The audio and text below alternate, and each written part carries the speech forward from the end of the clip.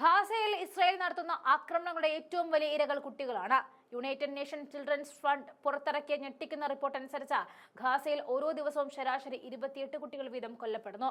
Bomb ആക്രമണങ്ങൾ, പോഷകാഹാരക്കുറവ്, വൈദ്യസഹായത്തിന്റെ അഭാവം എന്നിവയാണ് ഈ പ്രധാന മരണങ്ങൾക്ക് കാരണമാകുന്നത്.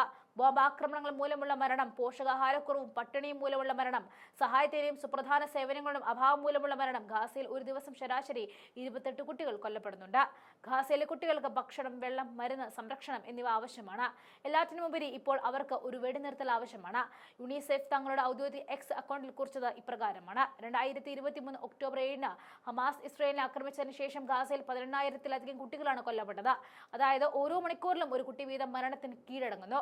മൊത്തം പാലസ്തീനിയൻ മരണങ്ങൾ 60,933 കവിയുകയും 1,50,000-ലധികം ആളുകൾക്ക് പരിക്കേൽക്കുകയും ചെയ്തിട്ടുണ്ട്.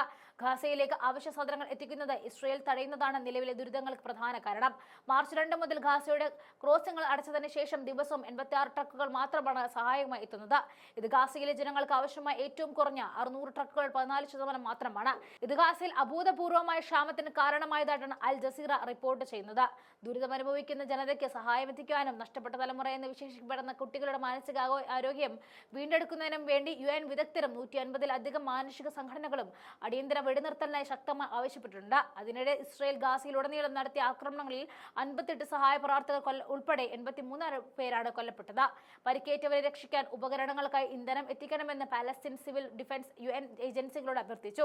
അതേസമയം 6 രാജ്യങ്ങൾ 110 സഹായ പാക്കേജുകൾ വ്യോമമാർഗം ഗാസയിൽ എത്തിച്ചതായിട്ടും ഇസ്രായേൽ സൈന്യം അറിയിച്ചു. ജൂലൈ 27 മുതൽ വ്യോമമാർഗം എത്തിച്ച സഹായ പാക്കേജുകളുടെ എണ്ണം 785 ഉയർന്നിട്ടുണ്ട്. ഗാസയുടെ പൂർണ്ണ അധിനിവേശം ഉൾപ്പെടെയുള്ള യുദ്ധ സാധ്യതകളെക്കുറിച്ച് ഇസ്രായേൽ പ്രധാനമന്ത്രി ബെഞ്ചമിൻ നെതന്യാഹു ഉന്നത സുരക്ഷാ ഉദ്യോഗസ്ഥരുമായി കൂടിക്കാഴ്ച നടത്തിയതായിട്ടും റിപ്പോർട്ടുകളുണ്ട്. ഇത് പ്രദേശത്തെ സംഘർഷം കൂടുതൽ വഷളാക്കുമോ എന്ന ആശങ്ക ഇപ്പോൾ ഉയർത്തുകയാണ്.